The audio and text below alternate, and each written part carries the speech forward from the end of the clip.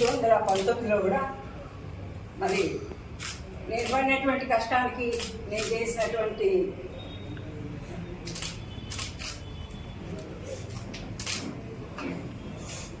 సర్వీస్కి చంద్రబాబు నాయుడు గారు నాకే టికెట్ ఇవ్వడం జరిగింది. అయినా నేను ఓడిపోలేదు. అప్పుడు కూడా అంతకాలంలో కూడా నేను ఓడిపోలేదు. 13 రౌండ్లలో కూడా నేను 3000 మెజార్టీతోనే నిలిచాను.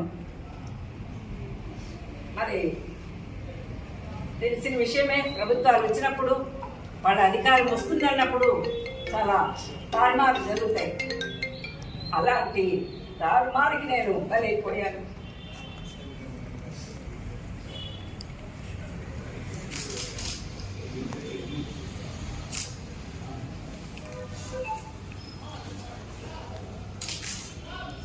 అయినా కూడా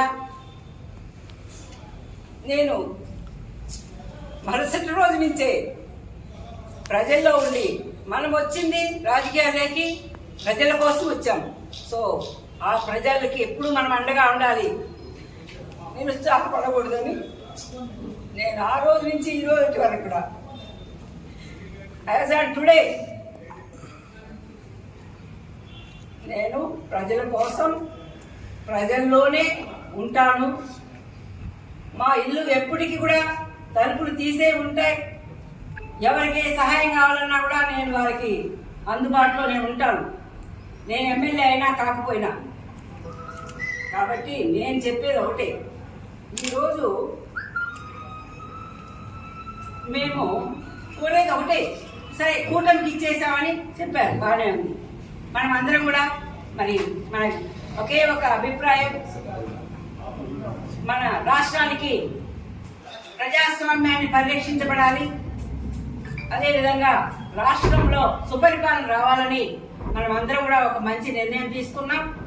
ఆ నిర్ణయానికి ఎవరైనా కూడా తలొగ్గి మనం పనిచేసి మన ధ్యేయాన్ని మనము నిర్వర్తించుకోవాల్సిన అవసరం ఉంటుంది. కాబట్టి అలాగే జనసేన కేటాయిస్తే కూడా మన తిరుపతి నగర తెలుగుదేశం క్యాడర్ అంతా కూడా అలాగే ఉంది. మరి ఈ రోజున దౌర్భాగ్యం ఏంటంటే, తిరుపతి నగర ప్రజలు కానివ్వండి, తిరుపతి నగర తెలుగుదేశం పార్టీకి కానివ్వండి, అంటే ఈ రోజున వైకాపాలో ఉన్నటువంటి నాయకుల్ని మేము ఏ విధంగా అయితే ఈ 4-5 సంవత్సరాలు మాకు ట్రైనింగ్ ఇచ్చి తిట్టించారో, వాళ్ళకి మేము ఈరోజు చేతులు కట్టుకొని పని చేయాల్సి వస్తుంది. అంటే ఇంతకన్నా దౌర్భాగ్యం ఎక్కడైనా ఉంటుందా? ఎవరికైనా ఒప్పుతుందా? ఎవరైనా చేయగలరా? నేనంటే చేయగలను.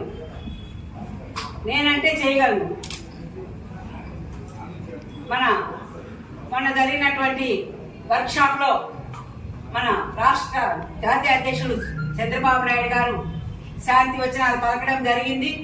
శాంతి వచనాలకు నేనైతే శాంతి కాగలను, కానీ ప్రజలు అడిగి చూడండి, తెలుగుదేశం క్యాడర్ని అడిగి చూడండి, జనసేన క్యాడర్ని అడిగి చూడండి, వైకాపా క్యాడర్ని కూడా అడిగి చూడండి, మీకు సమాధానం ఏమొస్తుందో.